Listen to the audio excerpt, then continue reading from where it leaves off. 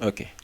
Et là, vous avez remarqué que lorsqu'on est sur cet écran de SVG, on a ici, on a une flat list et une propriété return ici. Donc, là, elle retourne ici un élément. Donc, ce qu'on veut faire, c'est qu'on veut mettre tout ce code-là au niveau d'une composante.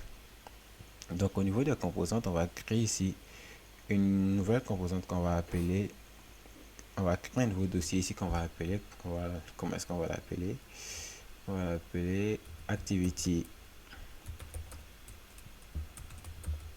item. Et à l'intérieur de ce activity item, nous allons créer un nouveau fichier que nous allons appeler index.js. Et ici, on va faire un code NFE pour lui dire que là, on va ici faire activity item. Et là, on va faire un export default de activity item.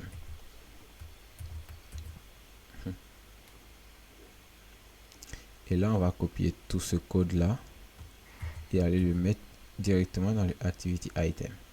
Donc là, on remplace tout par activity item. Et là, ici, on va actualiser ici nos imports. Donc, on retourne là. Et on va commencer par prendre ici le SVG Hospital, le SVG. Et ici, on va mettre le SVG. Mais je doute fort que le chemin soit encore le même. Donc ici, on va redéfinir le chemin. Donc, ça sera là à 7. Ok. Et là, il dira que il prend, on lui a dit qu'il prend une propriété qu'on appelle dashboard style, scrollable item. Donc là, on fera la même chose. On va créer un nouveau fichier qu'on va appeler style.js. Et là, on va juste faire un export const style. Et ça sera égal à la propriété style sheet comme on a fait qui vient de React Native. Et ici, on va dire qu'on veut appeler la méthode create.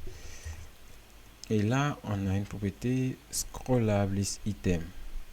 Donc, on va venir la prendre directement ici. On va prendre scrollable item, mais un texte et puis subtexte.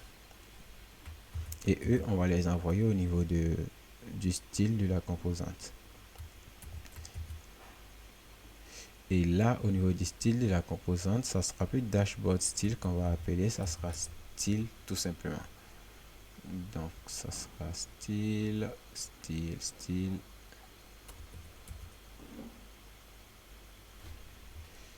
Nous voyons voir export default.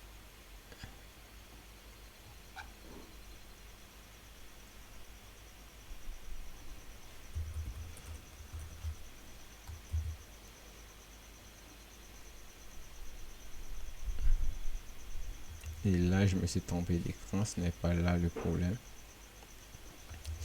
C'est juste là au niveau de index.js.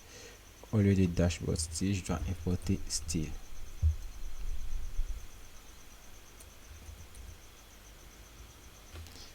Et pourquoi est-ce qu'il s'appelle style? Donc, je vais refaire la constante style. Et là, je vais faire un export default de style. Et je suppose que cette fois, si je viens là et que je fais ici un style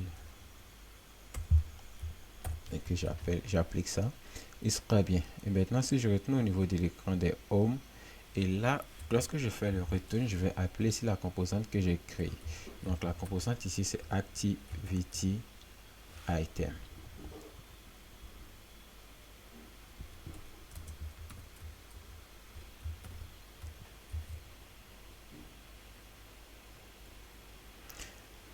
Là, il nous dira que touchable opacity n'existe pas au niveau de activity item. Donc là, on va venir juste créer ici le touchable opacity histoire de simplifier encore plus le code.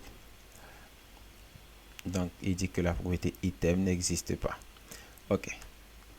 Donc, pourquoi est-ce qu'il nous dit que la propriété item n'existe pas? Lorsqu'on fait un render item, on récupère ici le item. Donc, vu qu'on est passé en mode composant et qu'on a envoyé tout le contenu dans une composante, il va falloir qu'on lui passe cet item là aussi. Et comment est-ce qu'on passe le item?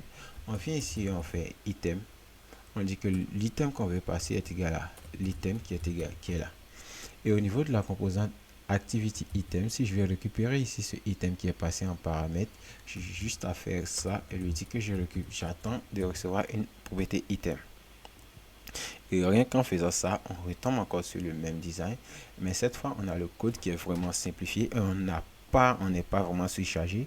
Et là on a allégé aussi le style, puisqu'on a pris cette page qu'on se garde uniquement le style, son style, et le style pour les items est aller sur la composante activity item.